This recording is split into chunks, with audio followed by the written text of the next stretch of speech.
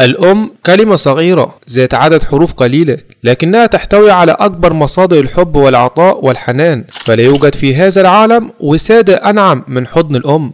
فمهما حاولت أن تفعل لترد جميلها عليك فلن تقدر، فهي لا تنتظر أن تأخذ مقابل هذا العطاء. فليس في الدنيا من السعادة والسرور عندما ترى الأم نجاح أبنائها، فحب الأم لأبنائها لا يشيخ أبدا.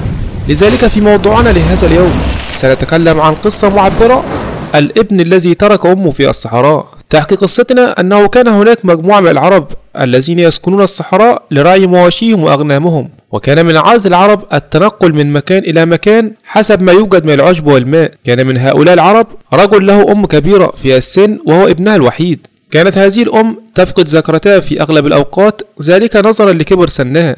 كانت هذه الأم متمسكة بابنها ولا تريد أن يفارقها، حيث كان تخريفها وفقدانها للذاكرة يضايق الابن من أمه وتصرفاتها معه، حيث كان ابنها يرى أن هذا الأمر يقلل من شأنه عند قومه. كان ذلك نظره القاصر. لكن في أحد الأيام أرادوا العرب أن يرحلوا إلى مكان آخر، فقال الابن لزوجته: إذا قمنا بالرحيل غدا اتركي أمي بمكانها ومعها طعامها وشرابها، لعل أن يأتي أحد ويخلصنا منها أو تموت. فردت عليه زوجته: أبشر، سوف أقوم بتنفيذ أمرك. قام العرب بالرحيل من الغد، ومن ضمنهم هذا الابن، حيث تركت الزوجة أم زوجها بمكانها كما أراد زوجها. لكن الغريب في الأمر أنها تركت ابنها مع الأم ولديهم الطعام والشراب. فقد صار العرب وعندما حل منتصف الليل أخذوا يستريحون، ومن ثم قام كل شخص بالجلوس بجانب أسرته وأغنامه. لكن عندما طلب الابن كالعادة ابنه لكي يلعب معه، فردت عليه زوجته تخبره بأنها قد تركته مع أمه، فنحن لا نريده. فقال لها وهو يصيح بها: ماذا فعلت؟ ردت عليه زوجته وقالت له: لأنه سوف يرميك في الصحراء كما رميت أمك. حيث أخذت هذه الكلمة تنزل عليه كالصاعقة.